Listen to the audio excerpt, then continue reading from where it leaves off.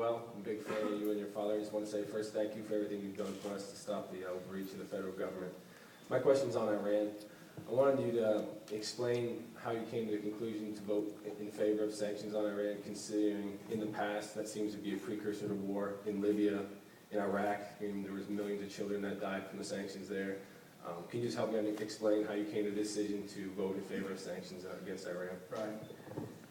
The big debate over Iran, and it is a very emotional debate, is over Iran getting nuclear weapons. And I don't think it would be a good idea for them to have nuclear weapons. I think it could destabilize the Middle East. And then the question is, how do you respond or try to prevent them from having nuclear weapons? You can do nothing. You can do a little bit, which I think would be sanctions, or you can have an all-out war where you invade. And I did finally come down to the conclusion that doing something was better than doing nothing. But I still do argue very strenuously, and I think it's important, there may be people in this room who disagree with me, is that we have to be careful about having a preemptive war in Iran, in the sense that you sometimes get unintended consequences. And a lot of people think, oh, that's really radical left-wing not to be for a new war. But to tell you the truth, if you ask the troops, are you ready to go for a third war now? Our troops are not. The young men and women that have been volunteering, they're not ready for a third war right now. We can't afford it, it's another reason. But also, even many conservatives, the last three heads of the U.S. Central Command, you don't think of generals as being from the left wing. General Zinni, General Abizaid, and Admiral Fallon all said that if we have a preemptive strike or bombing on Iran, sometimes you rally the people around their own leaders. You get nationalism there, and they rally around the mullahs. So the people, this happened a little bit when they had that election. It wasn't a fair election, you know, and Najibullah won again. But when they had that election, I remember when the guy who was running, his son was over here, he was telling us, keep it down. Don't be in, because by Americans being in favor of the people running against it hurts their vote.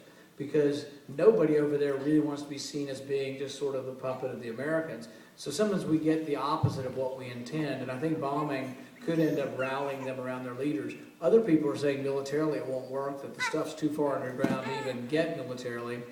And the final point I'd make on Iran, to just have everybody think about it a little bit, is that the head of the Mossad, this is Israel's intelligence agency, the head of the Mossad said about 3 weeks ago that we need to be careful about saying that Iran getting a nuclear weapon is an existential threat to Israel, because if we say that, we trap ourselves into one response, and that is cataclysmic war.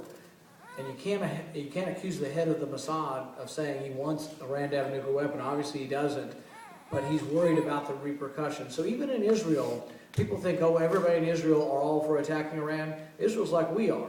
They're a pluralistic society with agreement and disagreement. Not everybody over there wants war either. But it also means you can't be shrinking away from it completely. And I took the middle ground on the sanctions to see if sanctions will work.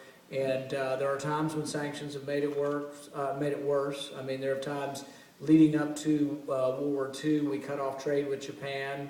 That probably caused Japan to react angrily. We also had a blockade on Germany after World War I, which may have encouraged some of their anger. But I think foreign policy is not always an exact right or wrong answer either, and that there's a lot of murkiness, and that we need to just, one, be careful, reluctant to go to war, and make sure that when war does happen, if it ever does, it goes through Congress and isn't the decision of one person in the White House.